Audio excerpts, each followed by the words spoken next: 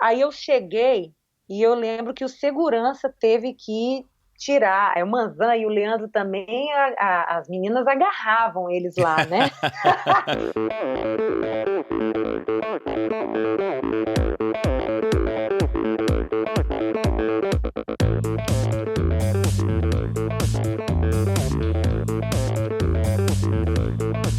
Olá pessoal, sou o Michel Bogli e este é o Endorfina Podcast. Aqui você ouve minhas conversas com triatletas, ciclistas, corredores e nadadores. Pessoas interessantes que são, acima de tudo, movidas à endorfina.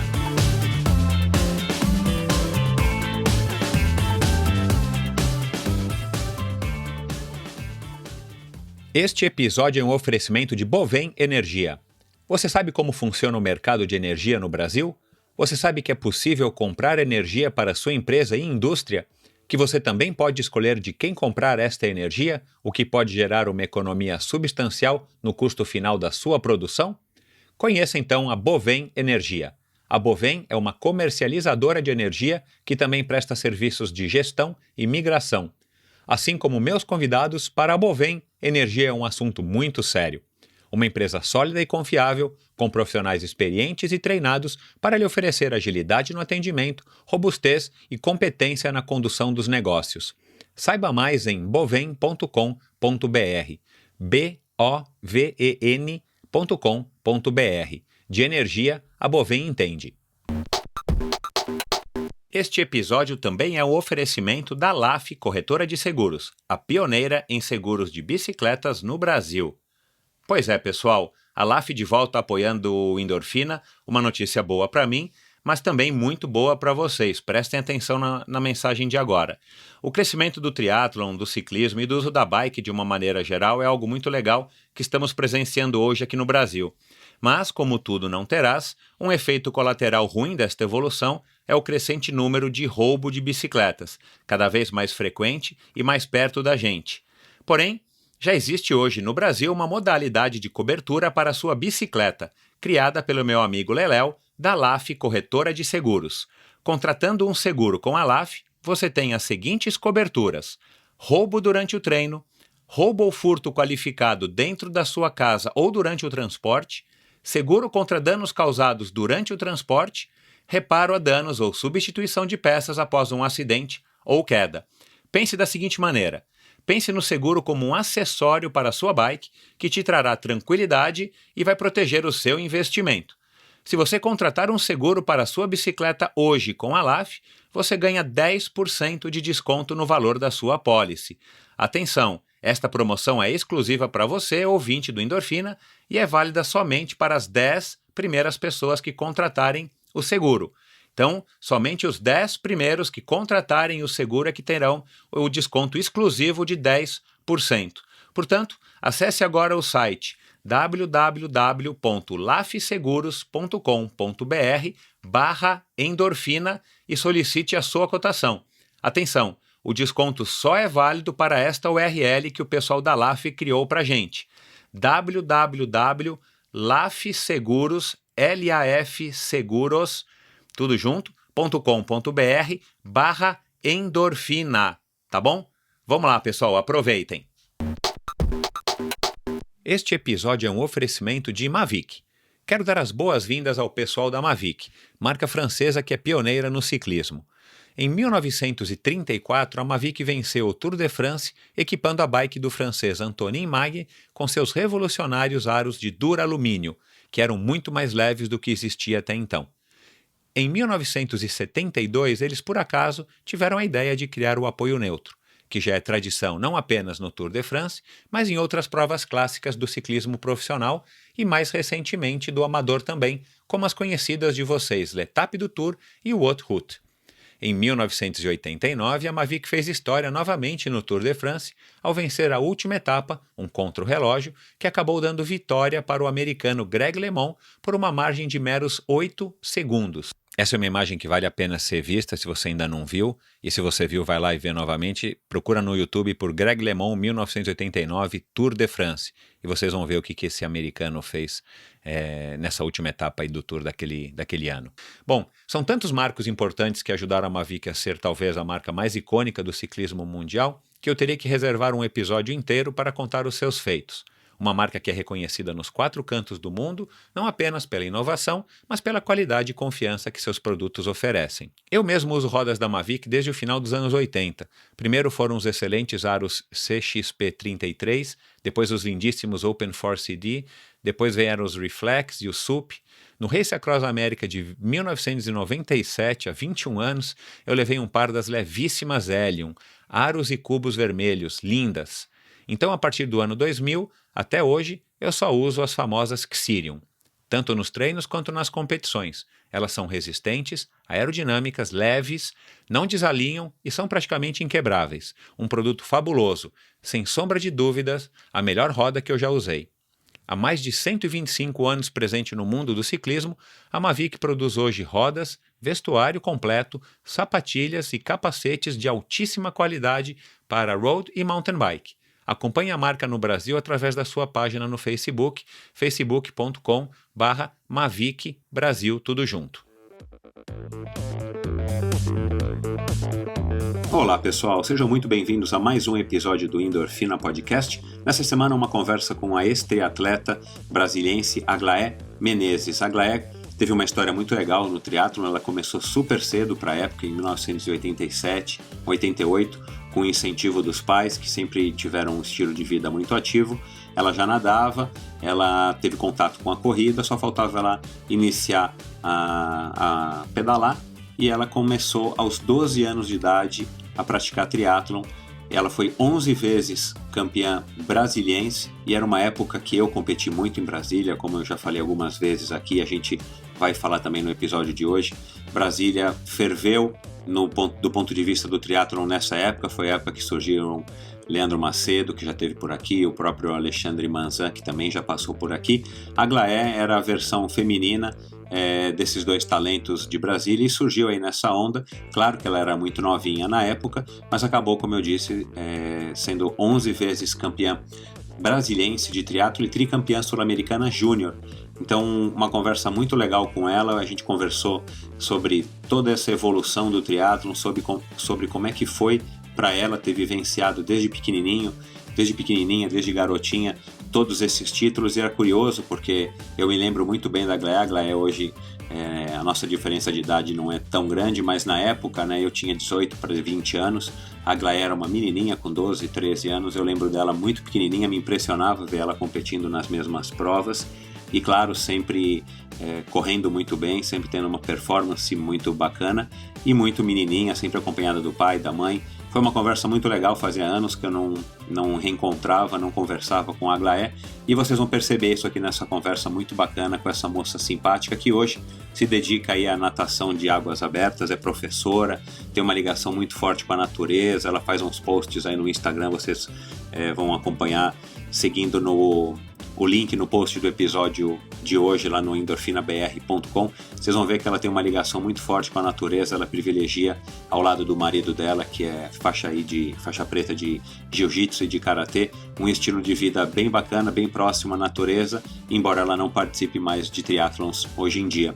Então é isso. Aproveitem essa conversa e não se esqueçam, se você gostou desse episódio, se você gosta do Endorfina, vai lá no iTunes Store e assina o podcast, dá uma quantidade de estrelinhas lá de 1 a 5, faz um release, faz uma avaliação, deixa lá seu depoimento. Entra no site do endorfinabr.com, veja os links do episódio dessa conversa de hoje, de todos os outros episódios, você também consegue ouvir no site endorfinabr.com e no Spotify, como sempre eu digo, e vários outros agregadores de podcast, tá bom? Muito obrigado para vocês, um grande abraço, boa semana e até a semana que vem.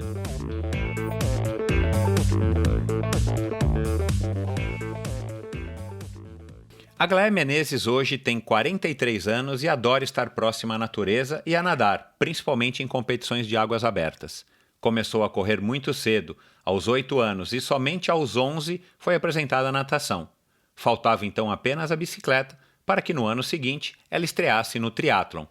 E deu tudo tão certo que a Aglaé foi 11 vezes campeã brasiliense e tricampeã sul-americana júnior de triatlon. Eu me lembro muito bem do sorriso daquela jovem garotinha competindo as provas em Brasília, numa época em que o triatlon fervilhava na nossa capital. atraindo sempre os melhores atletas do Brasil. Mesma época em que outras tantas feras brotavam das águas do Lago Paranoá. Com vocês, a jovem e bela professora Aglaé Nascimento Menezes. Oi, Aglaé, como vai? Oi, Michel, tô ótima. É um prazer estar conversando com você sobre minha história, né? Sobre a história do triatlon. Isso aí. Aglaé, antes da gente entrar no assunto propriamente dito, você me escreveu na nossa troca de e-mails e tal, que você tá se encontrando agora depois de casada, né? Você disse que está casada há 3 anos, que você está se encontrando como não uma dona de casa, né? No sentido careta, mas assim, você está curtindo essa coisa de ficar em casa, cuidar da casa e tal.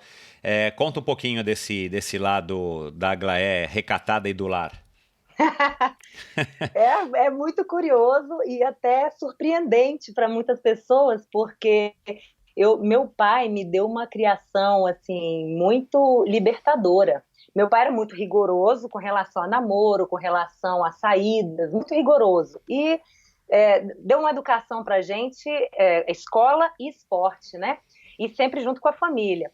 Mas eu não tive uma educação machista, não. Né? Meu avô não era machista, nem meu pai, meu irmão não é. E assim, eu sempre fui muito livre, né? Eu pegava minha bicicleta e saía pelo mundo competindo, praticando esporte. Então tem sido uma coisa muito surpreendente. Eu acho até que por uma certa necessidade, na casa da minha mãe, eu tinha aquela minha comidinha natural e eu casei, vim morar um pouquinho distante da minha mãe, em Brasília também, na mesma cidade, mas é distante. Então, na rotina de dirigir, ir para o trabalho, pegar trânsito, e Brasília já não é mais aquela cidade pequenininha que quando você veio aqui na época do triatlo, né?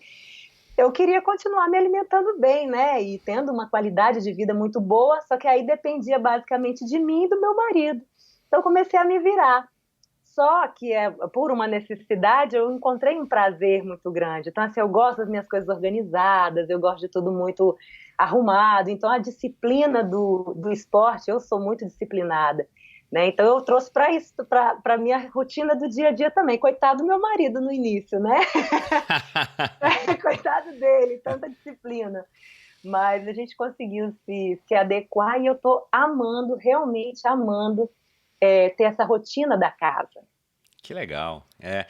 Faz parte, é óbvio, né? Enfim, quem dera se a gente pudesse ter o apoio dos pais na nossa casa para organizar e tal a vida toda. A vida toda. E quando a gente descobre nisso enfim, uma coisa legal e leva isso numa boa, fica mais bacana ainda a sorte também do teu marido.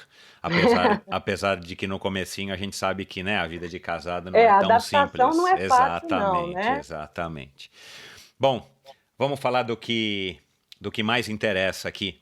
Você começou a correr, você também estava me contando, muito cedo, né? Acho que foi basicamente o teu primeiro esporte. Eu quero que você conte um pouquinho pra gente. Aos 8 anos de idade, que é uma coisa hoje em dia já não é tão comum, né? Antigamente, posso dizer antigamente, Aglaé? Pode falar antigamente, Eu tranquilo. sou só 5 anos mais velho do que você. Aliás, Antigamente. naquela época, né, como eu disse aqui na introdução, assim, nossa, para mim você era uma garotinha. E nossa diferença de idade não é tão grande, mas quando eu tinha 20 e você tinha 15, realmente parece uma diferença muito maior e você era É, muito nova, né? aham. Enfim. Mas vamos lá. Naquela época era mais difícil de se encontrar ainda você pegar um garoto, uma garota de 8 anos de idade que comece a gostar de correr. Conta como é que foi a tua infância até você ter o contato com a corrida e como é que surgiu essa história de correr, uma garotinha correr com 8 anos de idade. Bem, como eu te falei, a influência do meu pai na minha vida, né, foi muito grande, porque meu pai participava de tudo, né? Então, basicamente, eu e meu irmão estavam sempre juntos. Nós somos 4 filhos, né? 3 mulheres e meu irmão, o único homem. Mas eu cresci mais junto do meu irmão, justamente pela minha aptidão para o esporte.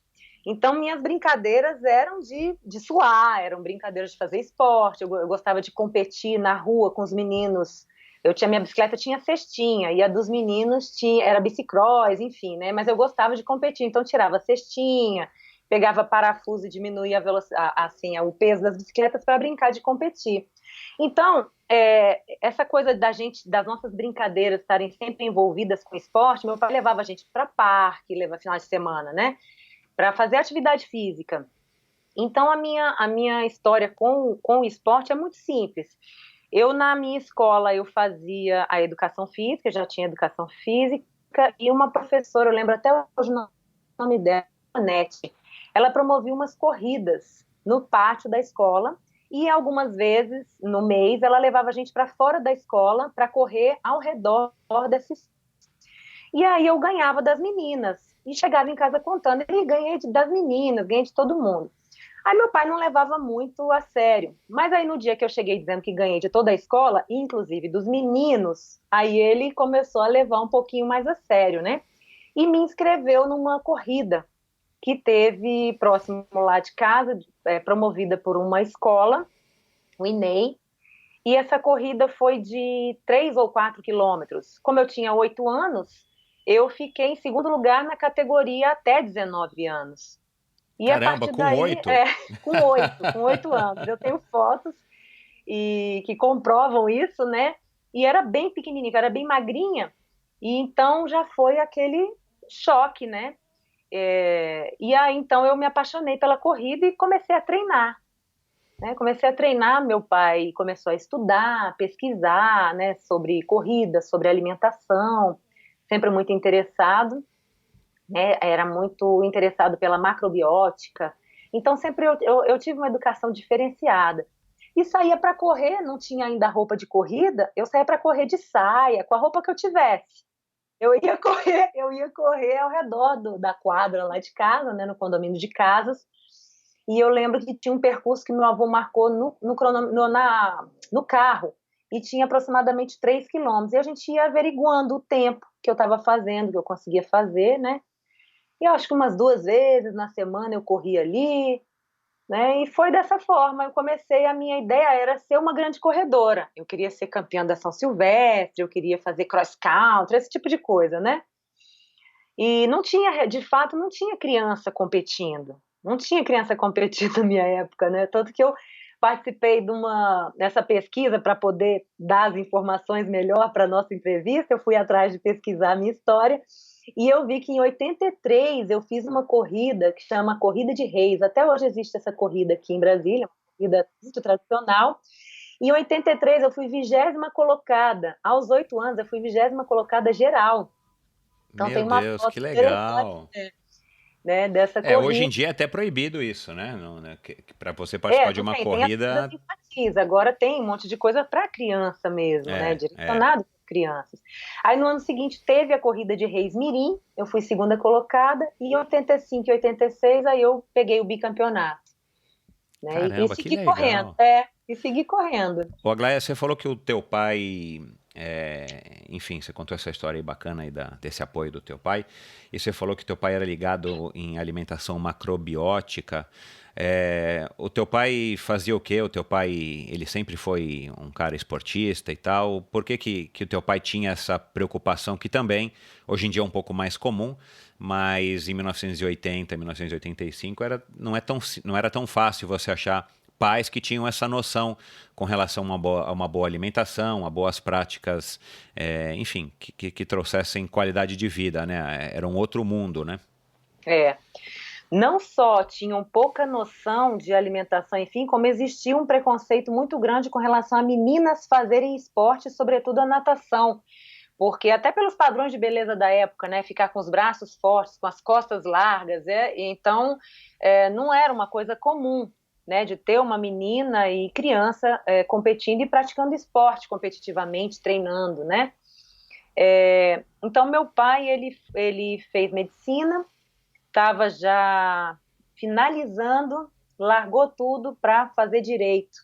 Então meu pai era servidor público da carreira de direito aqui em Brasília, mas sempre foi muito interessado por esporte, apaixonado, entusiasta mesmo por todos os esportes. Ele mineiro, criado no Rio, e ele praticava corrida, judô, natação, E eu acho que ele mesmo dizia, né, que como um atleta frustrado, porque meu pai tinha uma condição física também muito boa, mas sempre tinha algo que acontecia na hora que ele ia conseguir um bom resultado. Então eu acho que ele, como um atleta frustrado, que ele mesmo dizia que foi, ele dizia: se meus filhos tiverem essa aptidão, eu vou dar todo o apoio necessário.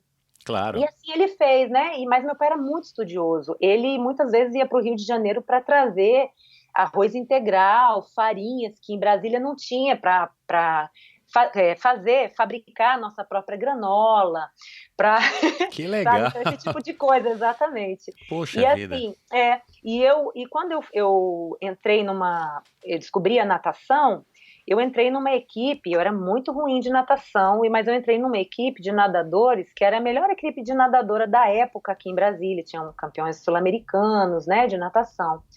E eu lembro que o treinador dava orientação sobre alimentação lá, e eles bebiam muita água misturada com mel, né?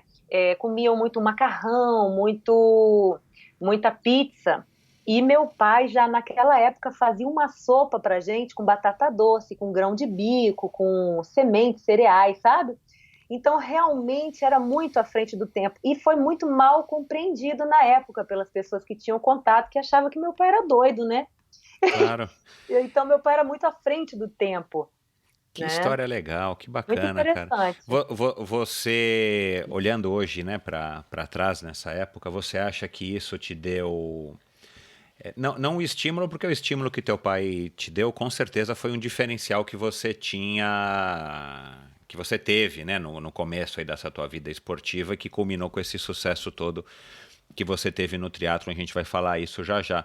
Mas você acha que essa tensão especial do teu pai, essa preocupação com uma alimentação legal, te ajudou? Você consegue enxergar isso desde aquela época? Porque também tem outra questão, né? Além de não ser muito comum, aos 8, 9, 10 anos de idade, é natural a criança querer comer só porcaria, porque, enfim, né? Mesmo que ela coma comida, vamos dizer, comida normal, comida de panela, a criança vai sempre adorar comer doce e tal.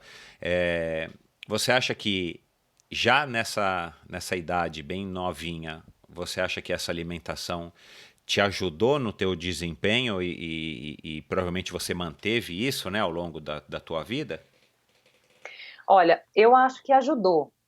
Ajudou porque, primeiro, que eu aprendi muita coisa. Até hoje, eu acho que, claro, que poderia ter sido considerado um exagero. Por exemplo, né, meu irmão, mais novo do que eu, acabou entrando nessa rotina. E eu acho que para ele foi muito mais difícil do que para mim. Então, ele tinha vontade de comer mais doce, porque era criança mesmo. Eu me considero diferenciada também nesse aspecto, porque muitas das coisas que meu pai fazia, por exemplo, como eu era ruim de natação e queria ser boa de natação, eu falava: pai, eu quero ir nos dois treinos, eu quero ir no treino das 15 horas e já ficar para os das 17. E meu pai embarcava. E meu pai dava o apoio. Isso que a moleca quer, que ele me chamava de moleca. Isso que essa moleca quer, vamos fazer. Então eu acho que para mim a disciplina e essa coisa toda sempre foi muito fácil, tanto que até hoje eu não sou nenhuma profissional e eu amo pensar na rotina que eu vou fazer, o que eu vou comer amanhã, como que eu vou organizar a roupa porque eu tenho que sair de manhã bem cedo. Então eu amo isso, eu amo essa rotina de me cuidar, de conseguir realizar tudo que eu me proponho. Não é nem um pouco desgastante. Então eu talvez para uma outra criança isso fosse extremamente traumático, mas não para mim. Então foi muito benéfico, sabe? Foi muito bom. Meu pai, ele me permitia realizar meus sonhos. Então, eu, com 8 anos, 12 anos, poder determinar o meu destino, eu acho que foi uma educação muito libertadora. E que não é fácil, né? Você não tem filhos, mas os ouvintes que têm filhos que estão aqui conosco podem confirmar isso, não é fácil. E ao mesmo tempo, o teu pai se realizava em você, né? Porque quem é o pai atleta que não quer ver o filho desde pequenininho fazendo esporte, independente do esporte que seja, e você correspondia pelo que você está dizendo, até melhor do que ele podia esperar. Então, isso com certeza foi uma coisa muito bacana para ele. Agora, de onde você acha É. que vem desde tão cedinho, essa disciplina? O teu pai, você disse que ele era, de certo ponto, rigoroso. Não sei se foi essa palavra que você usou. Meu pai era muito Mas você acha que rigoroso. isso foi da educação que ele deu a vocês? Os teus irmãos também reagiram dessa mesma maneira, né? E você tem mais 3 irmãos e você pode comparar isso? Ou foi Uhum. alguma coisa que você, por ser você, absorveu, claro, essa disciplina e esse estímulo do seu pai, essa educação do seu pai, e conseguiu, enfim, incorporar isso e Aham. viver isso até hoje? Olha, eu acho que foi eu mesma, porque a minha irmã mais velha, ela não suportou muito isso, né? E assim, não caminhou para o lado do esporte competitivo, né? Então, mas Mas na ela é época houve uma disciplinada também? ruptura. Ela é focada como você ou não? Também é. Ah, Ela legal. também é, sabe? E ela também pratica o esporte. Ninguém criou aversão nenhuma ao esporte, nada disso. Mas com certeza, sem dúvida nenhuma, eu fui a que administrou. Não é nem administrar, eu gostava e assimilei muito bem isso, sabe? Que bom, sorte sua, né? Porque isso aí te deu uma É, base e você já sabe hoje, né, depois de tanto tempo, a importância disso, né? Na época você estava vivendo isso e sem saber que isso poderia te trazer, enfim, tantos benefícios na vida é. como você já sabe hoje. Você era boa também nos estudos ou por conta de tanta atividade física e tal, os estudos ficaram em segundo plano? Olha, eu sempre fui muito assim, raçuda. Então, eu não queria repetir de ano, mas se eu tivesse que escolher entre estudar e pedalar e correr, eu escolhia e escolhi várias vezes fazer esporte, sabe? Então, mas assim, teve um equilíbrio também muito grande. Meu pai e minha mãe. Minha mãe também apoiava, minha mãe fazia as coisas da casa, todo mundo entrou nessa onda de se alimentar bem, em função desse esporte nosso, meu e do meu irmão, né? E minha mãe dava todo o apoio, mas ela sempre alertava. Então, ela sempre alertava que ela queria que as filhas não dependessem de ninguém, né? Porque minha mãe casou e era dona de casa, só dona de casa, né? Que ela dizia só dona de casa, mas que foi primordial também para a nossa educação, Claro. o meu pai e minha mãe estarem caminhando juntos no objetivo da família, né? Mas ela pisava no pé, né? Pegava no pé para que a gente estudasse. Porque eu acho que houve uma época em que eu queria deixar um pouquinho os estudos para treinar mais, e aí teve a influência da minha mãe aí, Então né? foi um equilíbrio Foi, legal, né? Um puxando foi um mais para um equilíbrio lado, o legal. outro puxando mais para o outro, e você acabou ficando no caminho do meio, que é o certo, né? Isso, Sem dúvida nenhuma. exatamente. É, Legal. Bom, e aí você começou a nadar, você disse que não nadava muito, né? Não sabia nadar direito. é, E aí, da onde que surge essa vontade, né? Parece que foi logo no ano seguinte, né? Ou 1 ou 2 anos depois, que você soube do triatlon e você resolveu partir para o triatlon. Conta como é que foi esse ingresso, esse conhecimento, né? A tomada de conhecimento desse novo esporte, e a tua estreia em 87. Meu Deus do céu, com 12 anos. em 87. Em 86, meu irmão ele fazia natação numa academia perto de casa e o professor dele era o Rivaldo Martins. Opa, o Rivaldo grande Rivaldo. Martins, poxa, campeão aí, né, pra caramba, e era o melhor triatleta da época aqui em Brasília. E meu pai e meu irmão eram fãs dele, né? E ele mencionou de um triatlo que aconteceria no parque da cidade, tipo um laguinho bem pequenininho. Quem fez primeiro, na verdade, foi o meu irmão, mais jovem que eu. Ele fez esse triatlo com uma bicicletinha que ele tinha lá, qualquer, e chegou contando maravilhas, que era muito legal, que era muito mais legal que a corrida, que natação e tudo mais. Quando, na hora que foi acontecer o próximo triatlon, né? Meu pai comprou uma bicicleta para mim, eu falei que queria fazer, e eu fiz.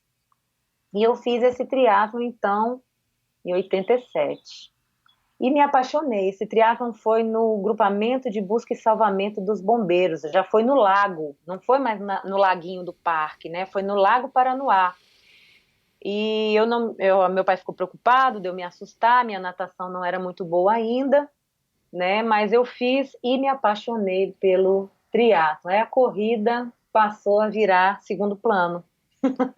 E como é que entrou a bicicleta, né? Você disse que tinha uma bicicleta de cestinha, que já pedalava. Você É. foi competir o triatlon, que eu imagino que seja um curto, né? Meu O pai comprou short. uma bicicleta, foi um short triatlo. Meu pai comprou uma bicicleta. Ele comprou porque Ah, não claro. era assim, era um tempo bem espaçado que tinha um triatlo, depois tinha outro, né? Uhum. Então deu tempo dele comprar essa bicicleta e eu me preparar com essa bicicleta. O banco, o selim ficou totalmente baixo no canote, né? Que era uma bicicleta grande.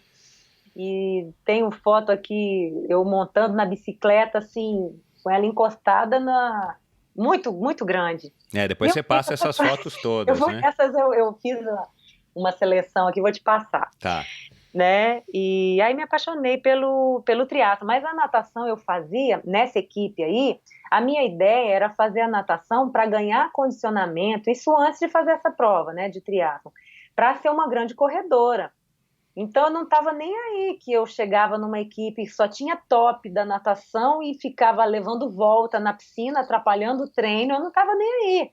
Porque o que eu queria era ganhar condicionamento para ser uma grande corredora. Então ainda estava na cabeça ser uma grande corredora, Legal. Aglaé, sabe? você nadava com pessoas mais velhas do que você ou você estava É, tipo numa escolinha, sei lá? Porque não, com. eram pessoas mais velhas, era uma equipe de treinamento mesmo. Ali tinham campeões sul-americanos, mas tinham meninos mais jovens. Então, como tinha o treino das 15 horas e o treino das 17, era uma equipe que aí sim já tinham jovens da minha idade, mas eram especificamente nadadores.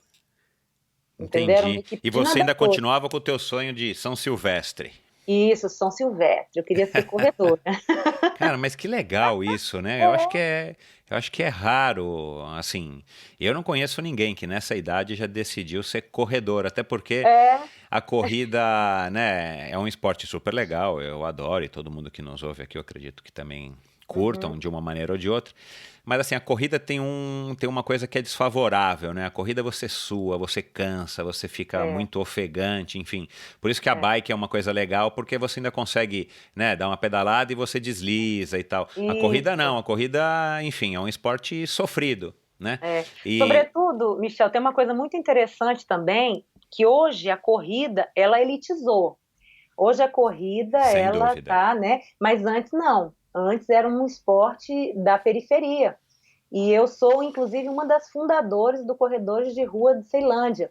E a gente ia atrás das corridas fora do centro de Brasília.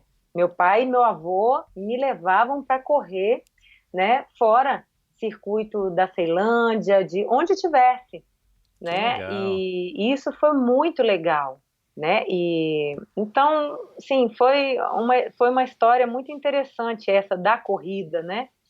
Claro, E me deu uma certa base também, né? sem dúvida. Você terminou o primeiro triatlon, adorou, não teve problema na natação, né? Eu suponho, enfim, deve ter sido uma aventura nadar Aham, 750 metros num lago. é. O teu pai chegou a ter a ideia de vamos treinar lá um final de semana antes lá no lago para ver como é que é? Ou você chegou no lago no dia da competição e simplesmente foi lá e largou? Não, meu pai não teve a ideia de me levar no lago antes, não. Eu entrei lá e aí, mas eu já tinha conversado, ele mesmo já tinha conversado, não me lembro com quem, e nos alertou para não ficar preocupado, porque o lago era turvo, a água era turva. Então, para a gente não ficar nervoso, que não ia dar para ver o chão, não ia dar.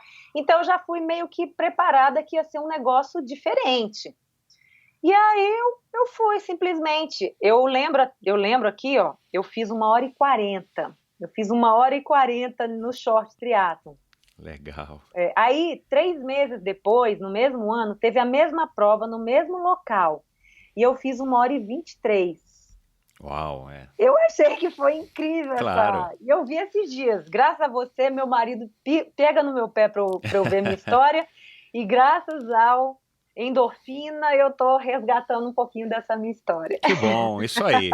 Esse é o objetivo, meu objetivo principal aqui, a É, gente resgatar as histórias e as memórias, né? Porque eu já percebi aqui que muitos dos meus convidados, nessa troca de e-mails e nas dúvidas que eu tenho, na preparação que eu faço aí para as entrevistas, muitos acabam realmente, e durante as próprias entrevistas, muitos acabam buscando lá no fundo do baú, de fato, algumas informações e trazem coisas que já tinham esquecido. Que bom. Bom, aí você adorou, teu pai, claro, né, teu fã número um, e aí você resolveu começar no triatlon, assim, tipo, eu vou começar a fazer prova uma atrás da outra, e você corria em paralelo, ou você migrou de fato para o triatlon? Como é que foi também essa passagem de uma aspirante a corredora, né, uma corredora mirim, querendo se tornar uma corredora famosa, para triatleta campeã, mega campeã e júnior? é.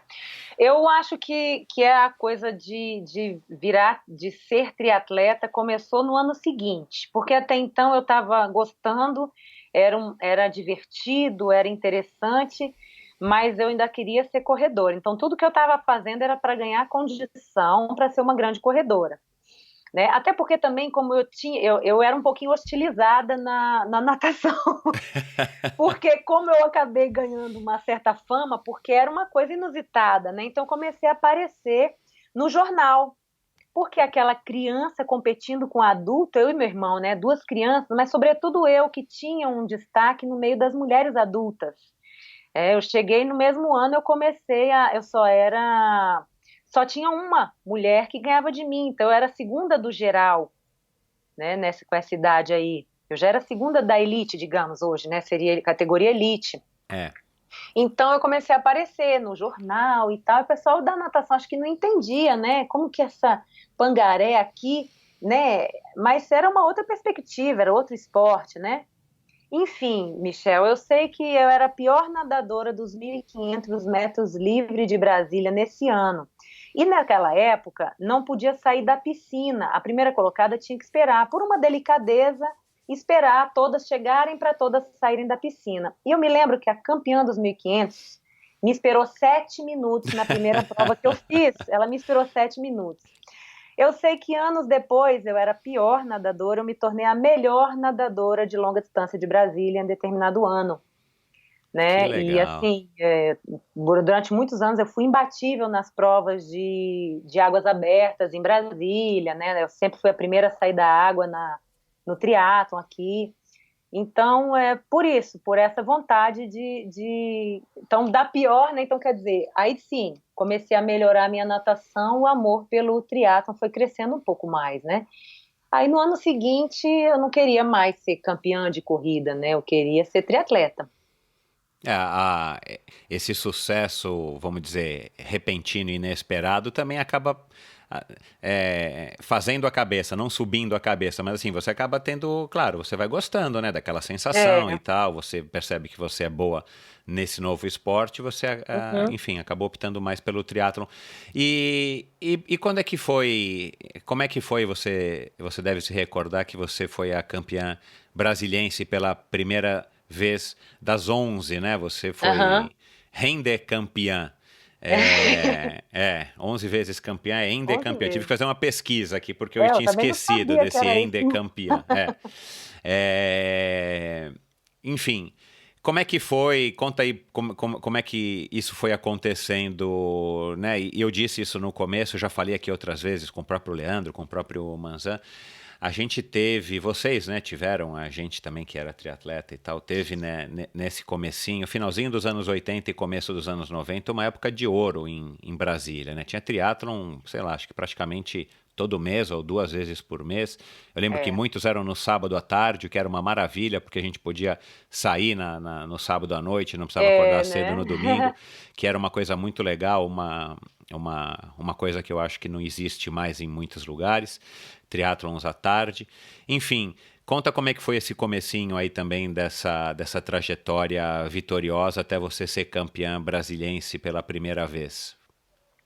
Então, mas aí eu fiz essa primeira prova aos 12 anos E aí, nesse mesmo ano, eu fiz as próximas que aconteceram, no mesmo ano ainda. No final do ano, ainda com 12 anos, eu fiz o meu primeiro triatlo olímpico, foi em novembro. Do mesmo ano que eu comecei, eu fiz o meu primeiro triatlo olímpico, né, em novembro. E no ano seguinte, aos 13 anos, eu já fui campeã brasiliense. Fui campeã brasiliense geral, né, feminino. Que E legal. foram 7 anos seguidas. Eu fui campeã brasiliense por 7 anos seguidos. Depois eu comecei a competir, eu ia para Santos fazer o Troféu Brasil, eu ia fazer outras provas fora e não dava para fazer todas as provas do circuito. Ganhava, fiquei invicta ainda por muitos anos, mas não dava para ser campeã porque tinha pontuação. Claro. Né? E aí, outros anos que eu conseguia encaixar no calendário, então 7, 8, 9, 10, 11, mais 4 anos eu ainda consegui ser campeã brasiliense. Né? Então foram 7 anos seguidos e mais 4 anos que foram assim, esse ano não deu, no outro eu fui, mas eu sempre gostei de competir na minha cidade. Você continuou estudando, né? Talvez conseguindo conciliar algumas viagens com os estudos, Consegui. quando havia necessidade de viajar. Uhum. É, e o que te motivava, assim? Eu também olhando para trás hoje, o que você viu no triatlon que você curtia e te afastou, enfim, dos teus sonhos de corredora e da própria natação? A essa altura você já era uma nadadora boa. O que você viu no esporte? Tirando, claro, você tá vencendo e tal, que é muito legal. Mas assim, o que você curtia no triatlon? Olha, pensando assim hoje, como era uma coisa muito nova, era muito inovadora, era muito diferente, e eu sempre gostei de bons desafios. Eu sempre e nunca tive medo de bons desafios, né? E assim, eu me sentia aventureira. Eu acho que eu me sentia aventureira, porque eu saía de bicicleta numa época que quem que ficava andando de bicicleta a não ser os piscineiros, né? Assim, era É a verdade, pura eram poucos verdade, é a pura ciclistas aqui em verdade. Isso, Brasília, isso né? aí. E então eu achava o máximo, era eu e meu irmão, a gente se jogava nessa cidade e não tínhamos step, saíamos por aí de bicicleta, não tinha celular para pedir ajuda. Então a ideia, assim, ó, na verdade, a gente se sentia muito livre, muito aventureiro, né? E esse contato com a natureza, que é claro que eu fui perceber que eu amava isso depois. Na época eu não percebia, mas a primeira coisa que eu fazia ao acordar era olhar para a janela, ver o clima, ver como estava o vento, como estava o sol, para saber que roupa que eu ia vestir. Então esse contato que está com o vento, né, batendo no rosto, saindo pela a Brasília não tinha tantas construções, então a gente pegava muita estrada, né? Então, acho que era a sensação de estar sendo aventureiro, eu acho que É, era isso. eu também já ouvi isso de algumas pessoas que estiveram por aqui, e eu tenho essa impressão também, né, depois de muitos anos e olhando para trás. O triatlon não deixa de ser uma aventura hoje, mas com toda essa informação, com o próprio crescimento do triatlon e tal, é uma coisa, vamos dizer assim, um pouco mais comum. E você dá um Google, em meia hora você consegue descobrir muita coisa sobre o triatlon na É, internet e tal, e nas redes sociais. Naquela época, e ainda mais nesse comecinho aí do triatlon em Brasília e tal, enfim, 1988, 90, 90 e poucos, a gente realmente, eu tinha essa sensação de que a gente estava, sei lá, tipo, desbravando, era realmente uma aventura. Participar de um é. triatlon era uma aventura, o fato de você conseguir sobreviver, entre aspas, a natação, a bike e a corrida. E, enfim, eu acho que você está. Acho que você está correto, eu concordo com você. Você treinava sozinha, ou teu pai ia. Você era daquelas que tinha o pai que ia, sei lá, de bicicleta do lado na hora da corrida e de moto do lado na hora. Como é que você treinava? Você só treinava com o seu irmão? Quem eram seus companheiros e companheiras de treino, principalmente na corrida e no ciclismo? Uhum.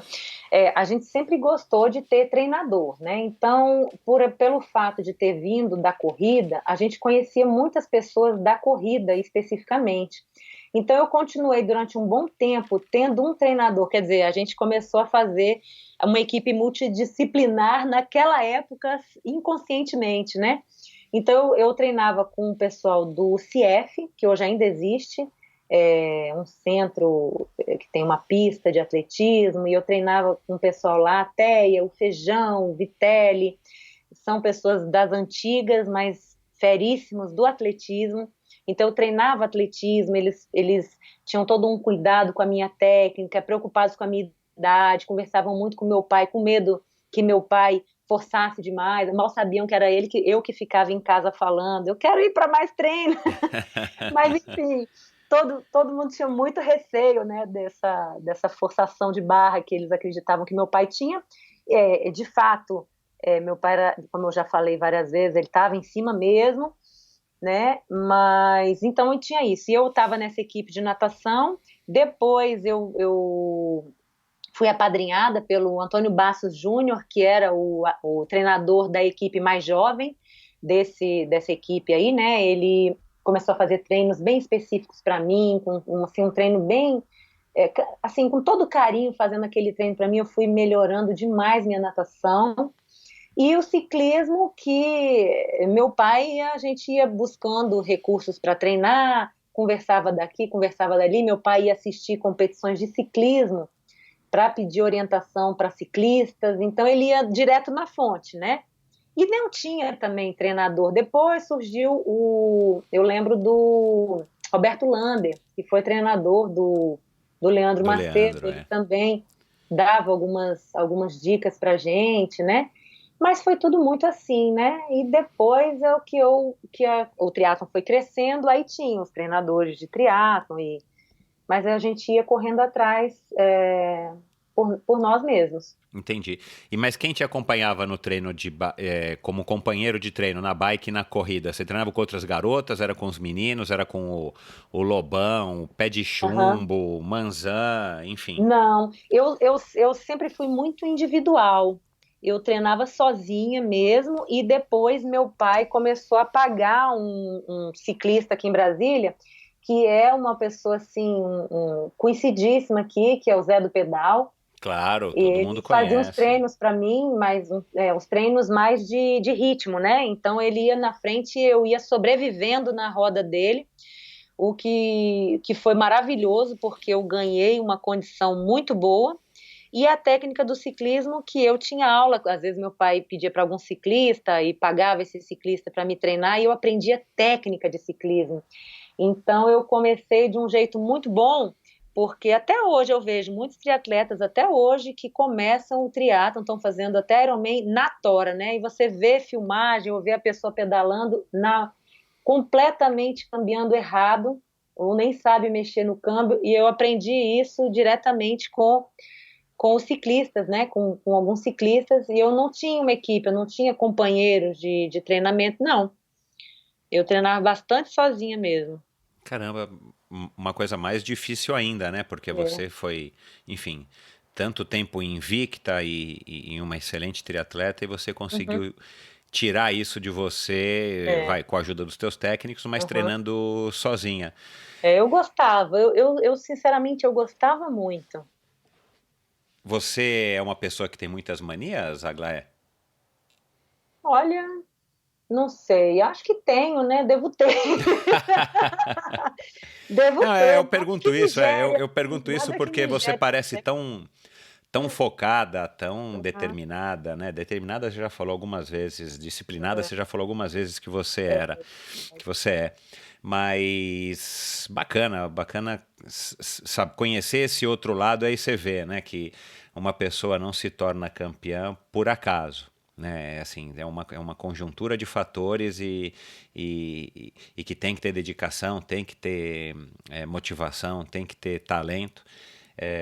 Mas se você não tiver o principal, que é esse drive interno aí de tá conseguindo suportar ainda mais você que treinou e competiu, entre aspas, né, profissionalmente durante tantos uhum, anos, a gente não aguenta e a gente vê muito isso no triatlo, né? Uma pessoa que é, começa com tudo e daqui a é, 2, 3, 4, 5 anos a pessoa cansou, se ela não se quebrou, né, porque não teve tanta é, orientação e tal, uhum. ela acaba se enchendo daquela rotina. Você, você foi campeã 7 anos consecutivos Uhum, do Campeonato Brasiliense, né? Campeã brasiliense. isso.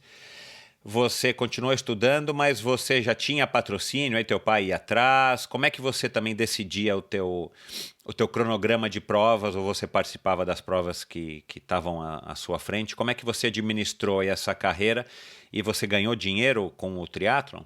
Uhum. Olha, o triatlon, ele teve uma época, assim, de grande fama. Brasília, os dias de triatlon virava o point da juventude de Brasília. Então, eu pude ter uma visibilidade numa época de ouro do triatlon de Brasília, né? Então, eu tive apoios, tive patrocínios, né? E eu lembrando disso hoje, e eu também tinha eu atribuo a sorte também. Eu tinha muita sorte, porque e também não tinha vergonha de pedir. Por exemplo, na minha faculdade, eu fiz uma faculdade de educação física. E eu via o diretor, o dono da faculdade, era muito presente, estava sempre lá na faculdade e conversava comigo e perguntava dos resultados, né? Um belo dia ele me perguntou: a competição que você estava treinando, como é que você? Eu falei assim: olha, pode ser que eu não vá para essa competição. Aí ele: por quê? Eu falei assim: porque a passagem eu não consegui e meu pai para essa não vai dar, porque ele já bancou um monte de coisa para mim. Aí eu fui lá, conversei, eu falei assim, aí ele falou assim: vamos aqui conversar. Aí fomos conversar e eu ofereci de colocar um tamanho de um nome na minha roupa, ou fazer alguma divulgação, ou falar uma palestra depois na faculdade sobre a prova, sobre motivação. Eu sei que esse diretor da faculdade abriu o cofre na hora e me deu exatamente a quantia que eu precisava para Uau, do viajar. cofre! Do cofre, abriu lá, pegou o dinheiro vivo e me deu. E assim, e acabou que depois eu fui indo conversar e eu conversando lá, negociei. Ele, durante uns 2 ou 3 anos, virou meu apoiador e me deu a bolsa. Eu terminei minha faculdade, foi a Faculdade Alvorada de Educação Física.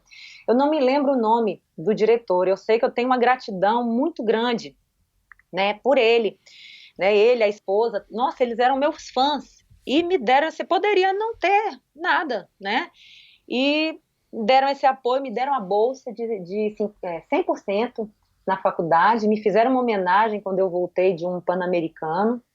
Enfim, então eu sempre tive essa sorte e tinha não era cara de pau, eu acreditava que o que eu fazia era muito legal. Não, é Então isso eu aí. falava, sabe? Claro. E aí eu fazia os requerimentos, eu mesma redigia os requerimentos e levava na Secretaria de Esporte, e levava na distribuidora de alimentos, e ia conseguindo as coisas, sabe? Então, na verdade, eu não posso dizer que eu ganhei dinheiro com esporte, não, mas eu estava ali na raça para continuar realizando o meu sonho. Mas se eu te disser, eu comprei uma casa, não, o esporte não me deu assim, mas me deu minha faculdade, né? Porque eu Claro, consegui, através excelente. do meu esporte, eu consegui, muitas portas se abriram por causa do esporte. Mas se eu falar se eu ganhei dinheiro, diretamente não, Entendi. sabe? Você foi 3 vezes campeã sul-americana também como júnior. As Isso. provas foram em Brasília, foram fora? Você competiu muito internacionalmente na América do Sul? Uma foi em Ilhéus, a outra foi no Chile, e a outra, Michel, eu não lembro. Será que não foi no Rio? Que teve um campeonato sul-americano no Rio que ainda eu participei em 91. Ah, eu acho que foi no Rio, exatamente, Uma Olímpico. prova, um olímpico, uma prova super Isso, não, legal, né? A gente. olha, foi no Rio. Ah, olha lá, pronto, legal. Descobrimos. E quem eram seus ídolos ou quem são seus ídolos, mesmo fora do esporte? Você tem ídolos? Hum, eu não tenho muito, não. Eu não tenho muito isso, assim. Eu, volta e meia, tô vendo uma história de vida de alguém que manda no WhatsApp, ou que a gente fica sabendo de alguém, de um popular, sem nome, entre aspas, e eu admiro, me inspiro naquela história. Agora, engraçado que nem na época que eu era menor, eu não tinha, assim, muito isso, não. Nunca tive muito para te dizer um nome assim que eu admiro tantas pessoas. Se você contar às vezes uma pessoa, um servidor lá do meu trabalho, vem contar história de vida, eu tô admirando a pessoa. Tá Eu não certo. tenho muito. Você treinava muito, Aglaé? Você lembra, assim, quais eram os seus volumes ou a quantidade de treinos que você fazia por semana? Ou você, por conta da sua idade e tal, as pessoas que estavam te orientando tinham essa noção? Porque também muitas das pessoas que passaram por aqui dessa mesma época, né, e nessa época eram adultos já, né, treinaram muito. Você chegou a treinar muito volumes altos, grandes, ou você nunca treinou tanto, ou você foi treinando cada vez mais à medida que você foi crescendo? Eu fui treinando cada vez mais. Eu nunca treinava muitos volumes, apesar de que tinha uma coisa interessante. Poxa, com 8 anos, fazer uma corrida de 10 quilômetros é um volume Então, muito grande, né? é, É um volume muito grande. Mas, por exemplo, eu não fazia isso no meu dia a dia. Eu fazia um trabalho de. Eu tinha os braços muito fininhos, né? Meu pai tinha essa preocupação, e aí ele, às vezes, criava aparelhos, ou a gente ia para uma musculação. Tinha o Ronaldo Pereira, que também foi um apoiador, que tinha um centro de orientação física. Ele começou a fazer um trabalho resistido lá para mim, ideal. E hoje eu sou professora de educação física, então eu me recordando, eu fiz muita coisa boa, muita coisa correta, né? E assim, eu fiz um trabalho de força na época, eu fiz, e então, mas no volume mesmo eu não fazia muito, não. Eu gostava de fazer muito volume na natação. Era foi o que eu mais gostei. E o volume de treinamento que eu pegava, aquele, nossa, 400 de pedal por semana, eu tenho aqui a pasta, né? Foi quando eu descobri o long disc. já alguns anos para frente. Aí foi bem à frente, né? Mas eu nunca fui muito adepta a volume. Eu gostava de intensidade. Legal. Gostava de ter treinos intensos. Você teve muitas lesões ao longo aí da sua carreira ou você passou meio batido? Tive. Como eu sempre tive uma musculatura razoavelmente flácida, por exemplo, nunca machuquei articulação, mas eu machucava tendões, músculos, né? Aham. Então, o calcâneo eu machuquei bastante, eu tinha muita bursite, né? Mas nada grave. Nunca precisei fazer nenhuma cirurgia, nunca fiquei afastada muito tempo por conta de nenhuma lesão, né? E tem um neuromazinho no pé, que inclusive mulheres a partir dos 30 anos, mesmo sedentárias, podem ter. Pode ser por salto alto ou pela idade mesmo. Então não atribuo a excesso de esporte, não, sabe? Então não tenho nenhuma sequela. Ótimo, excelente, né? Pelo É, jeito a tua saúde tá ótima, isso é que conta, tá, né? tá boa, sim. É, tantas provas, né? Você disse que não se recorda de tantas e tal, mas É. você deve lembrar de uma em especial, uma que mais te marcou, não necessariamente, né, pelo resultado ou por você ter vencido, mas alguma que significou mais para você por conta de todas as circunstâncias de uma época. Você tem aí alguma que você possa citar para a gente? Olha, tem uma prova que é a que eu mais me recordo, assim, com carinho, muito carinho, que foi uma prova que eu fiz em Ilhéus. Eu competi muito em Ilhéus, porque teve uma época quando o Calazans foi presidente da confederação, então a sede era lá, né? E então eu competi muito em Ilhéus e eu amava aquela cidade. Eu andava na rua e as pessoas me pediam autógrafo, vinham falar comigo, já tinha gente no aeroporto esperando. Então é claro que você acaba tendo um carinho especial pelas pessoas pelo, e pelo local. E eu ganhei uma Copa Brasil que aconteceu lá. Aí, deixa eu ver se eu não me lembro o ano. Eu sei que eu tinha o patrocínio ainda da Redley, ainda nem tinha o patrocínio do Pão de Açúcar. Era menina. Aí eu cheguei e eu lembro que o segurança teve que tirar. O Manzan e o Leandro também, as meninas agarravam eles lá, né? Que Era eles legal, que isso não eles não contaram podiam. aqui, olha lá. Teve isso, viu? Era Você era, assim, amiga deles? Pelo menos vocês nadavam na mesma piscina, viajavam juntos e tal? Ou, Olha, eu encontrava mais com eles quando a gente se tornava a seleção brasileira, que aí a gente já encontrava no aeroporto, já estava uniformizada, aí virávamos uma equipe.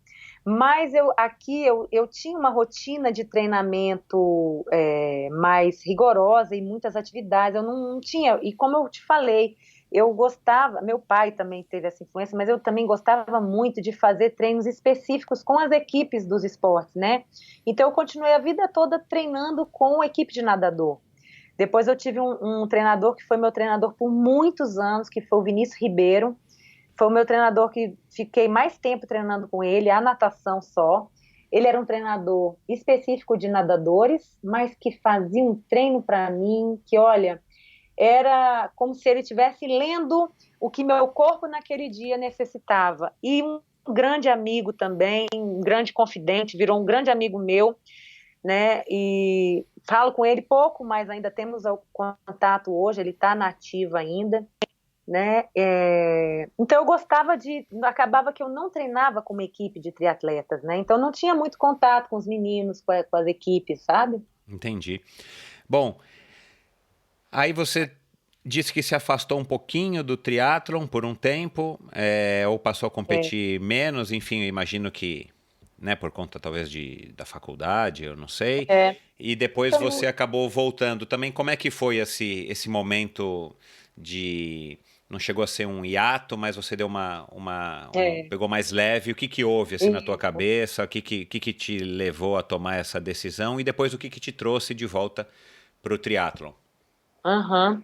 Olha, eu nem sei ao certo o que foi assim que eu não estava competindo fora. Eu fazia umas provinhas festivas aqui em Brasília, né? Não cheguei a ficar completamente parada, mas não estava treinando muito. Não teve nada, eu não me lembro de nenhuma mágoa, nada disso não, porque às vezes isso, né, até natural que aconteça quando a gente Claro, faz é. alguma coisa com todo o coração, é natural que ocorra, mas não me lembro disso. Eu sei que foi um tempozinho mesmo que eu dei. E aí, mas ainda tinha aquele gosto, né? Aquele prazer. Saía para os meus pedaizinhos, encontrava o pessoal ali dos pelotões, né? Que tem uma movimentação do esporte em Brasília é muito grande, né? E aí eu sei que, bom, aí eu não me lembro exatamente o motivo que eu dei um tempinho assim dessas competições, não fazia competição fora nem nada. Mas voltei a treinar em 2004. Em 2005 eu fiz uma reestreia. E essa minha reestreia foi num Sesc em Caiobá, em 20 de fevereiro de 2005. E eu já cheguei sendo a terceira colocada. É uma prova que estava com uma premiação em dinheiro muito boa, né? Com umas meninas, inclusive de fora do Brasil, lá competindo, e eu tive um resultado fantástico, né? E aí, esse tempinho que eu me ausentei, teve o teatro nas Olimpíadas, e a Carla estava arrebentando, a Mariana, a Sandra, né? Sandra Soldan eram as três melhores do Brasil no triatlo na época, e eu fiz essa reestreia aí no Sesc. Foi um ano maravilhoso, 2005, competi um monte de coisa, fui campeã do Troféu Brasil em Goiânia, fui campeã brasileira de A4 em Brasília em novembro, nesse mesmo ano, né? Fiz o Brasileiro Olímpico no Rio, aí eu acho que aqui fui quarta colocada, foram as três justamente, Carla, Mariana e Sandra na minha frente, eu na sequência, fiz o pelotão junto com elas, foi bem legal, né? Enfim, foi um E, ano bem legal de retorno. e o que que mais você teve assim, você voltou em 2005, teve alguma coisa que te chamou a atenção? Enfim, teve algum fato que você falou, nossa, mudou, agora tá assim. Aham, teve. Essas provas em 2005 já eram provas com vácuo? Já, era isso mesmo que eu ia te falar. Eu achei fantástico, né? Porque como a minha natação era boa, e muitas vezes eu saía na frente da água e muitas meninas Não muitas, né? Mas tinham muitas meninas que, por exemplo, tinha uma corrida incrível, mas a natação fraca tinha condição de chegar ali na frente e de repente me ganhar. Com esse novo modelo, só essas meninas mesmo, porque eu já saía junto do pelotão e mesmo com uma corrida, que a minha corrida, apesar de que, olha só, meu sonho de ser corredora, no final o meu forte virou a natação e a minha modalidade mais fraca nesse molde aí, né, as meninas estavam em nível internacional, virou a mais fraca porque eu ganhei mais tronco, né, enfim. Aham. E, né, e aí, mas para mim foi fantástico, né, porque eu estava sempre entre as 5 primeiras, Que legal. E né, isso te fez continuar. Você continuou em isso me 2006, fez quando você estreou em continuar. prova longa, né? Aí você resolveu partir para os meio Ironman, né? Para o Isso. 70.3. Então, eu sempre achei que eu tinha, assim, uma cabeça legal, eu gostava de sair pela cidade na bike, né, ficar muito tempo em cima da bicicleta, e aí eu fui experimentar em 2006, no ano seguinte dessa minha reestreia, eu fui experimentar o 70.3 aqui em Brasília em agosto. Em 2006, teve um 70.3 aqui em Brasília e eu fui Que segunda já era a colocada. prova do Ironman, né? O Ironman já estava no Isso Brasil já, desde 2001. exatamente. Legal. Aham. E aí eu fiz uma prova maravilhosa, porque eu não tinha muita noção ainda do que era, né? E aí fiz aquela natação saindo ali entre os primeiros homens. O pedal foi ótimo. A Fernanda Keller me passou na segunda metade da corrida, ganhou a prova. Eu fui segunda. E achei que minha prova foi boa, eu gostei, eu consegui sentir prazer na competição, sabe? E aí eu falei, eu vou fazer isso. E aí você não voltou mais para as provas curtas ou eventualmente você ainda participou de algumas provas curtas antes de parar? Então, mas esse tempo de prova longa não durou muito tempo, não. Fiquei 2006, 2007. 2007 eu fui campeã brasileira de longa distância em Meaípe, lá no Espírito Santo. Fui campeã lá, uma prova sem vácuo, né? O dobro do Olímpico. Então, 3.000, 80, 20. Fui super bem nessa prova, porque se você for analisar na proporção, a natação acaba sendo um pouquinho mais vantajosa, né? Claro, Então, claro. saí muito na frente na água, fiz um ótimo pedal, uma corrida administrando, também corri bem, mas não foi longe de ser a melhor corrida da prova, mas ganhei. E fui fazer o long distance em Ubatuba no mês seguinte. Aí eu lembro, foi a Fernanda Keller primeiro, a Rita Correia em segundo e eu fui terceira. Foi uma prova difícil lá, muita subida na corrida, muita subida no pedal, mas foi sofrida, mas também achei gostoso fazer, né? Aí eu estava me preparando para fazer o Ironman no ano seguinte. A minha ideia era fazer o Ironman no ano seguinte. Aí eu comecei a sentir esse neuroma que eu te falei do pé. Quando eu começava a ficar horas em cima da bicicleta ou a correr mais de 20 quilômetros, eu sentia meu pé pegando fogo. Ah, tá. Então, o prazer, poxa, uma coisa é você sentir a dor, aquela coisa da. Mas você ainda tem a garra, né, de vencer. Mas quando é uma dor que te limita, o prazer ele começa a, né? E eu não ia ficar tomando remédio, eu sempre fui avessa a ficar me entupindo de remédio, fazer infiltração, esse tipo de coisa, eu não estava afim. Então, o que é que eu fiz? Olha, não dá para fazer prova longa, vou fazer as curtinhas. E aí, então, por isso que eu estou te falando, eu acho que eu não tenho muita mania, não, porque eu me adapto. Não dava, eu falei assim, eu não vou fazer uma cirurgia para tirar esse neuroma do pé. E eu não vou ficar tomando remédio para ficar treinando, né? Então, eu vou fazer as provas curtinhas. Aí foi quando surgiu o edital desse concurso que eu estou até hoje, que eu sou professora da rede pública de ensino, e eu falei, não está dando para, não vou para o Ironman, mas eu vou me inscrever nesse concurso aqui. E estudei, passei no concurso e no ano seguinte fui chamada. E eu me apaixonei pela educação, né? Me apaixonei pela educação e fiquei fazendo os triatlons mais curtos. Aí fiz sprint, fiz vários sprints, fazia aquátlon ainda, né? Então acho que até 2010 ou 2011, mais ou menos, eu ainda fiz umas provinhas Legal. curtas. sabe? Você de novo levou numa boa, você não se frustrou, enfim, foi uma transição tranquila aí para você se tornar professora, encontrou uma outra paixão e aí Sim. você passou só a nadar, enfim, também imagino que por É. conta da Não, carga sim, horária. nessa época que eu percebi, quando eu me dei conta mesmo, poxa, eu parando para correr 21 quilômetros, eu parando 4 vezes para tirar o tênis, para refrescar o pé, porque estava doendo, pegando fogo a sola do pé, né? É claro que não vou dizer que foi tranquilo, não, eu fiquei chateada, né? Eu fiquei chateada, mas a transição em si, quando eu vi que, olha, não tem condição disso, o que que eu vou fazer? Eu vou fazer cirurgia? Não vou. Eu vou ficar tomando remédio para não sentir dor e continuar treinando? Não vou fazer isso. Porque qualidade de vida, para mim, em primeiro lugar. Aí eu falei, não, vou fazendo as provinhas para o que eu quero. Meu pé tá bom até hoje, não fiz nada nele, né? E aí sim, aí essa transição, claro, no primeiro momento eu fiquei chateada, sim, não fiz minha inscrição, né, pro Iron, e aí me adaptei, aí me apaixonei, foi uma nova fase mesmo, né, de fazer os triatlons mais curtinhos, e, e o tempo também, né, mudou bastante meu tempo, porque eu era autônoma, eu fazia personal, dava aula em academia, né, dava aula de pilates, mas eu fazia meu horário, né, e continuava treinando. Com a rotina de professor, eu já tinha um horário pré-determinado, sabe? Entendi. Então eu tive que me adaptar a isso também. Claro, claro. Você tem algum arrependimento aí na sua carreira como atleta, Aglaé? Alguma decisão que você poderia ter tomado de forma diferente para, enfim, que poderia ter impactado ou te trazido mais resultados ou coisa desse tipo?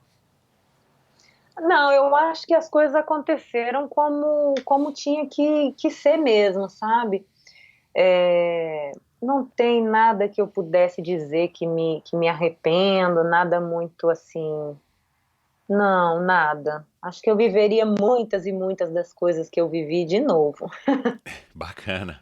É. Você, pelo jeito, né, por tudo que você contou aqui agora, a tua ligação com a tua família é muito importante. Você parece uma pessoa espiritualizada.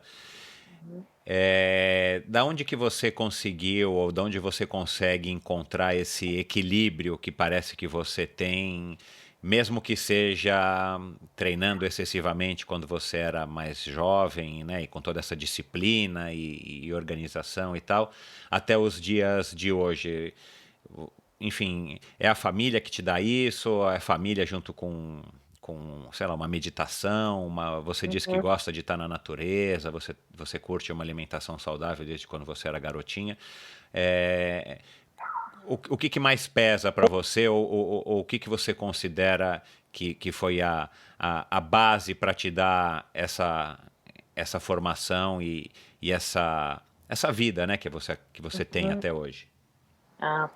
Bom, eu acho que em primeiro lugar, acho não, eu tenho certeza que em primeiro lugar foi a gratidão que eu tenho hoje aos meus pais, meus avós, né, a minha família mesmo, os meus antepassados, a construção da minha autoestima.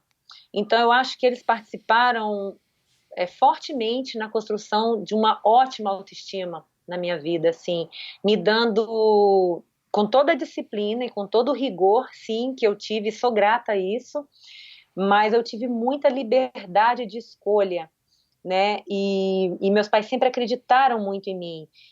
Tem um episódio muito interessante que eu vou te contar, que a minha irmã mais velha, a Cíntia, sempre foi excepcional na escola. Quando ela tirava menos que 10, ela ficava super chateada, ela fazia a prova de novo 2, 3 vezes, enfim.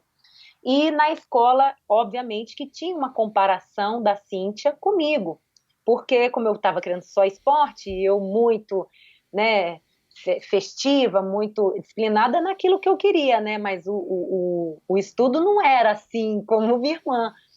E aí, volta e meia, meu pai era chamado na escola, porque minhas notas talvez não estivessem boas, enfim.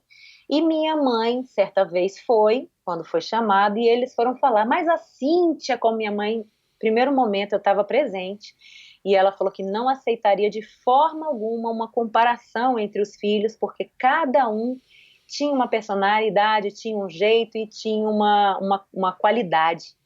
E como eu era muito pequena, eu achei que aquilo ali, hoje, eu vejo que isso foi uma coisa fantástica para a construção da minha autoestima. E aí sim, a minha inclinação para a espiritualidade, eu cresci dentro de um lar que tinha, minha avó era espírita, meu pai era muito estudioso das coisas espirituais, meu avô era batista, pastor da igreja batista, então eu cresci dentro de um ecumenismo grande, né? Descobri a igreja messiânica, onde eu aprendi a ser mais feliz ainda. Descobri a Legião da Boa Vontade hoje, que aprendi a amar mais o outro, o próximo. Então, assim, acho que é um conjunto de coisas, né? E a minha família é minha base. Eles são meus melhores amigos, né? E eu consegui dar continuidade nisso com o meu casamento também. Meu marido é super espiritualizado, tem uma base espiritual muito forte também, um grande meu amigo.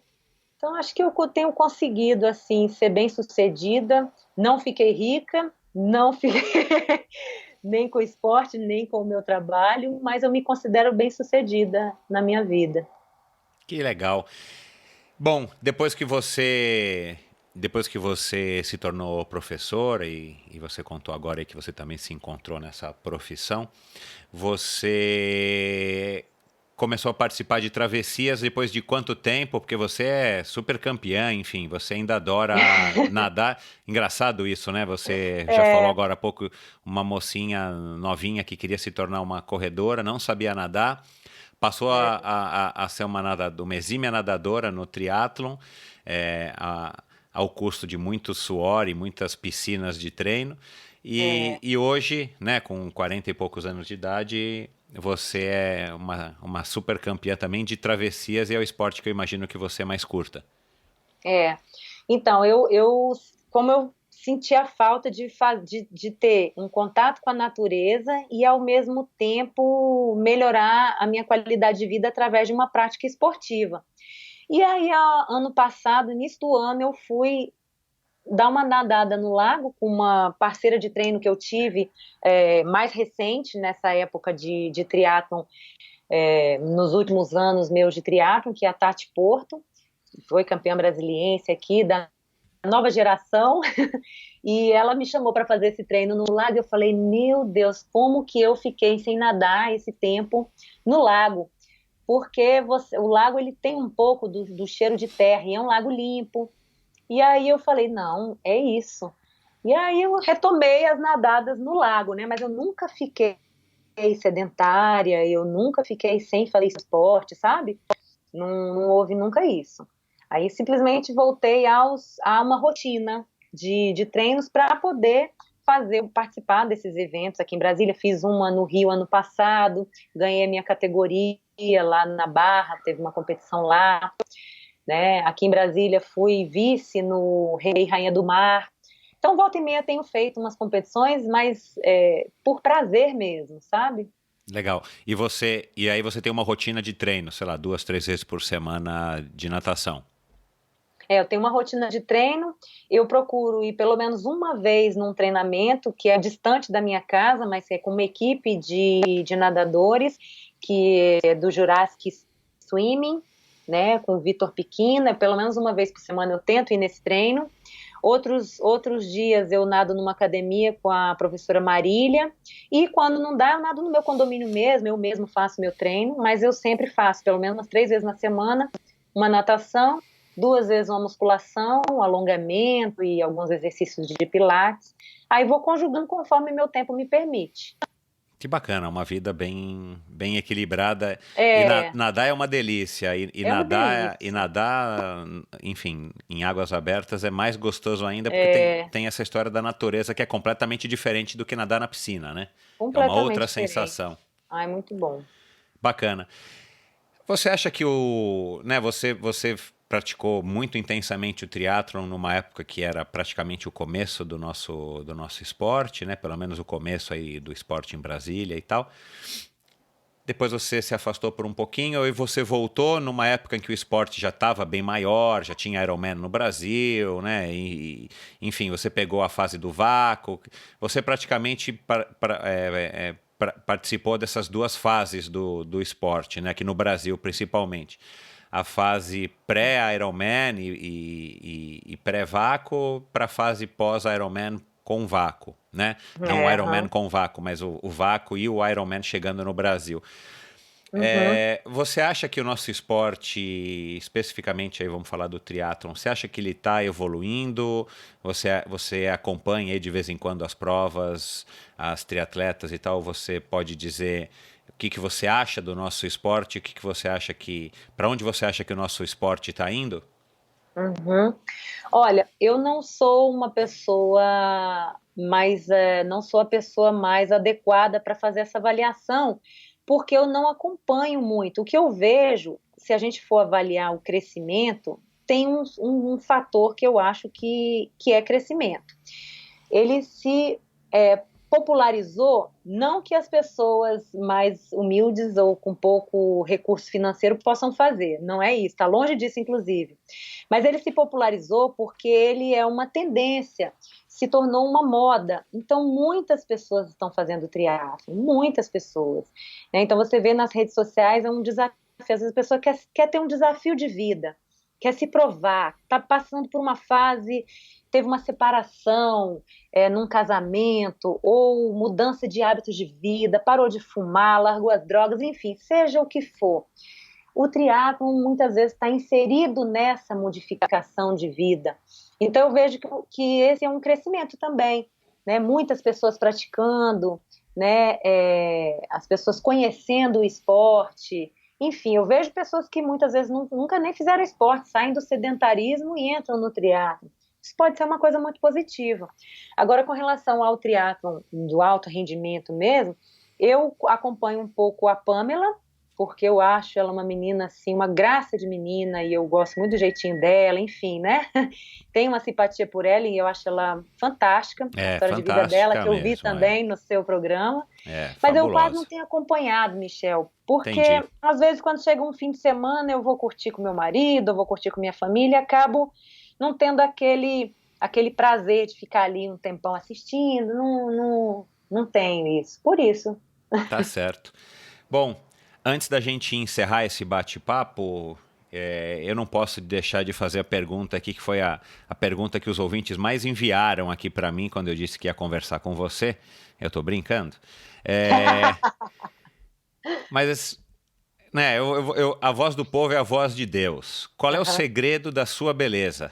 Olha, o segredo da Para minha muitas beleza. pessoas, não, você há de convir comigo, né, que, enfim, você é uma moça bonita, né? Quem acompanha você no Instagram percebe isso e você já era uma mocinha, uma jovem moça bonitinha, né, com aquele cabelinho curto. Quando é que a Aglaé resolveu deixar o cabelo crescer, né? E o que você faz para se manter tão, enfim, bonita não do corpo, né, uma beleza de fora para fora, uma beleza que a gente percebe pela tua própria conversa e tal, que você é uma pessoa feliz, e pelo teu próprio Instagram a gente percebe que você está super em equilíbrio e tal. E você já disse aí que tem a família, tem esse teu lado, não é evangélico, né? Qual é a tua messiânico e tal? Eu sou ecumênica, eu busco a espiritualidade, eu busco me aprimorar como ser humano, né? A minha busca tem sido essa. Isso. Né? Mas e para cuidar desses cabelos aqui, qual que é o segredo? Porque nadando como você nada, né? Enfim, fazendo exercício, com uma rotina. Qual é o creme que você usa para deixar seus cabelos do jeito que eles são, Aglaé? Você optou por deixar o cabelo comprido, você deve ter descoberto aí um segredo que as mulheres não sabem, né? Porque naquela época as pessoas já viram aqui nos posts de divulgação do episódio de hoje, que você tinha aquele cabelinho curtinho, né? Que é super prático e, enfim. Muito prático. Olha, Michel, foi uma pergunta que eu não pensei que você fosse fazer. Mas eu posso te dizer uma coisa. Eu não tenho segredo nenhum, porque até nessa parte, assim, claro que por exemplo, eu fui conhecer um dermatologista aos 24 anos. E ele me disse o seguinte: você precisa lavar o seu rosto ao acordar com um sabonete apropriado, não é com esse sabão aí que você toma banho, não. E antes de dormir também. Eu sei que quando eu saí desse dermatologista, dos 24 anos de idade até hoje, aos 43, eu nunca dormi sem passar esse sabonete que ele falou. Então, então assim, a disciplina vale para tudo. E não é, eu adoro, tá? Então já vou deixar claro que eu amo essa rotina. Mas assim, não tem nada, nunca fiz nenhum procedimento estético, inclusive estou até sem pintar, que eu fazia luzes, estou até sem colocar química nenhuma no meu cabelo há 1 ano, sem química nenhuma nas unhas há pelo menos uns 5 anos. Eu acho que é mais o estilo de vida mesmo, de não usar drogas e estar voltada para o lado espiritual e ter uma alimentação mais natural, sem agrotóxicos. Eu acho que é mais isso mesmo, Michel. Legal. Não. Que bom. Sorte do Márcio, manda os parabéns aí para ele, né? Ele também é um atleta de jiu-jitsu e karatê, né? Isso, faixa preta de jiu-jitsu, karatê, apaixonado pelo esporte, me dá todo o apoio, parceiro. Olha, que legal, que bacana, que legal, que legal. Bom, Aglaé, muito obrigado, parabéns aí por toda essa simpatia e essa carreira e esses ensinamentos que você teve a oportunidade de passar aqui pra gente hoje. Você quer se despedir aí, dar um último recado aí pros nossos ouvintes e os seus fãs? Eu gostaria de agradecer o carinho que eu ainda recebo, porque o contato que eu tenho hoje com as pessoas é pelas redes sociais, né? Antes era corpo a corpo mesmo, né? Na época do triatlon, que eu encontrava muita gente nas largadas e nas chegadas das competições, sempre tive muita força e até hoje eu recebo muito carinho, assim. Então, se eu puder contribuir com essa minha fala, né, nossa conversa em alguma coisa, eu já estarei muito feliz. E agradeço a você por ter me feito recordar coisas tão legais da minha história, da história do triatlo, e ter ido atrás de datas e de coisas que meu marido vinha forçando a barra para eu fazer e eu não fazia. E foi muito legal, fiquei até emocionada em alguns momentos, me vendo uma menina tão jovem, cheia de força, cheia de garra, e fiquei muito feliz de rever minha história. Que bacana, foi um prazer, muito obrigado. Se você que está nos ouvindo quer saber mais sobre a Aglaé, quer fazer uma pergunta, você acabou se tornando fã, enfim, para as meninas que estão nos ouvindo, ou para os pais das futuras meninas triatletas ou nadadoras ou corredoras que estejam nos ouvindo, eu vou colocar aqui os links no post do episódio de hoje para vocês conhecerem um pouquinho mais da Aglaé nas redes sociais dela. E se você gostou dessa conversa, vai lá, escreve para a Aglaé, manda uma mensagem, enfim, diz o que você achou. Só os homens aqui não abusem, porque o Márcio é lutador de jiu-jitsu e karatê. Atenção, hein, pessoal? Não abusem das mensagens para a Aglaé, porque o Márcio tá de olho nas mensagens. Ele tem a senha do Instagram da Aglaé. Atenção. Aglaé, brincadeiras à parte, muito obrigado. Um beijão para você, parabéns e boa sorte aí na tua carreira aí de recatada do lar e nadadora de travessias. Muito obrigada, eu que agradeço, Michel. Tchau, um beijo. Beijo.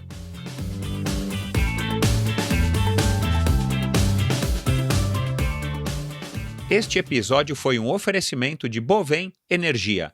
Você sabe como funciona o mercado de energia no Brasil? Você sabe que é possível comprar energia para a sua empresa ou indústria? Que você também pode escolher de quem comprar esta energia, o que pode gerar uma economia substancial no custo final da sua produção? Conheça então a Bovem Energia. A Bovem é uma comercializadora de energia que também presta serviços de gestão e migração.